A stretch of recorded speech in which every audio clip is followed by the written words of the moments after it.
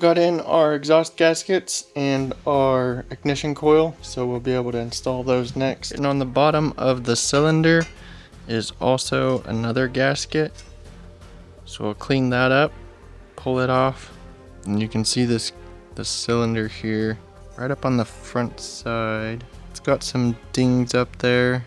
Also got a crack over here on this side, so that's causing coolant to get into the engine oil. Either the piston broke first or they happened at the same time and it just got worse and worse. Got a new piston on the way, new piston rings and the pen, and a new cylinder.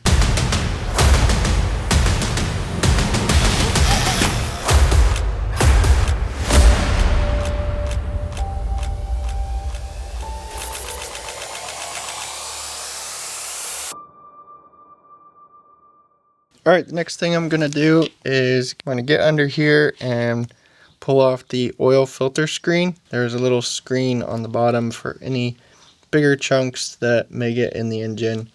Where our piston is broken and everything, they've got a bunch of chunks that are probably made their way down to the bottom of the engine. We're going to pull that screen off, clean that off, and also flush the engine out.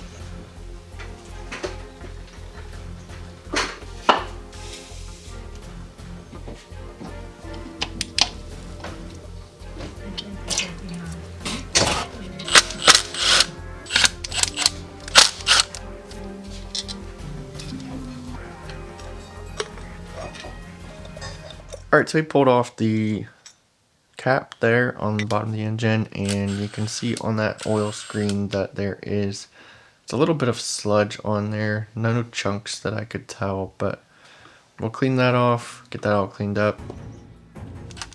Alright, we're going to pull the drain plug on the water pump, and we'll go ahead and remove this. I wondered if it was leaking because it was a little bit dirty on it.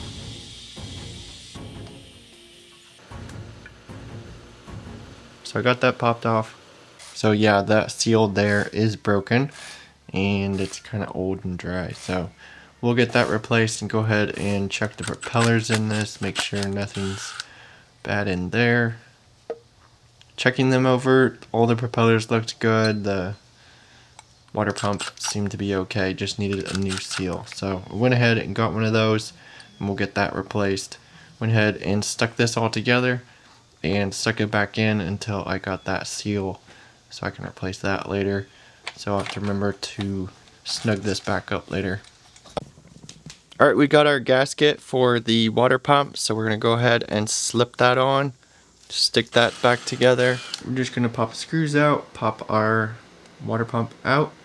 Really simple. Put on the new O-ring, slip that on, get it into that groove, and then we can just slide it back in. You have to line up the shaft with the gears on the inside of the engine, so you just want to make sure you get that tab or the shaft from the water pump lined up when you stick that in, and then you're good to go. Tighten those down and pull the speed sensor off. Check that, make sure it was okay.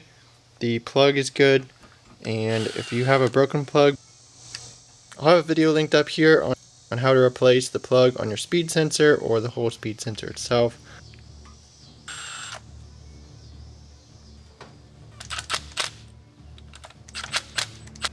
Alright, we got our screen cleaned up. I'm going to go ahead and clean up the surfaces for this bottom cap.